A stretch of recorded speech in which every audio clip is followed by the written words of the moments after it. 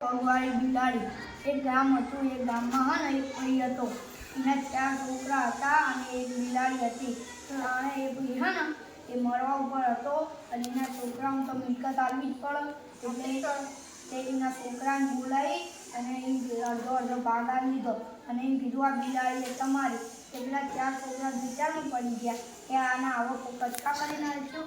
કે ના, એ પૈસો તે કે આને 4 પગ વેચી લઈએ, એક પગ આપણો. તે બધાએ વેચી લીધા. તે પછી શું થયું? તે પછી તે બધા બહુ કમાયા. પછી તો બિલાડીને એવું રાખો પગમાં હોનું પહેરાવો અને ચાંદરી પહેરાવો. હા, એટલું બધું રાખતા હતા એમને. તે પછી પેલું એક વાર એ બિલાડીને પગમાં ખુલ્લો પડે ને પાછળના પગે. તે મોટા ભાઈએ 4 ભાઈ હતા. એમાં મોટા ભાઈએ એને તેલવાળું કપડું કરીને લગાવ્યું.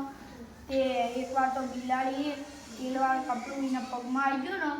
તે લપસી ગઈ ને તે બાજુમાં જીવો હતો. તે પછી શું થયું? તે બાજુમાં જીવો હતો ને તે દીવામાં પગ આવી ગયો ને તે પગમાં પગ હરગ્યો ને પેલું કપડું હરગ્યું ને તે બિલાડી તો આમ ગભરાઈ ગઈ ને તે જાય. તે પછી એ તો જ્યાં જાય ખબર જ નહીં તો જાય. તે તો પછી તો બધું સળગી ગયું ને પછી પેલા 3 ભાઈ આવ્યા અને એના પેલા છેલ્લો ભાઈ હતો ને એના માટે બધું નાખવા માંડે કે તે બધું કર્યું કે તે પછી તે 3 ભાઈએ અદાલતમાં કેસ કર્યો. તે ગયા ને તે પેલા અદાલતવાળા ભાઈએ એમ કીધું, જજે એમ કીધું કે આ તો તમે પગ તો એક જ આવ્યો હતો અને 3 પગે દોડી ગયો તો તમારા 3ને પેલા ભાઈને હાલવું પડે. પેલા ભાઈ તે ગભરાઈ ગયા.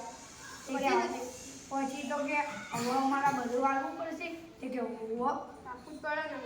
સાચી વાત. તે ભાઈ હાલ્યું ને તે ભાઈ બિલાડી હારી થઈ ગઈ, બધું સારું થઈ ગયું અને બધું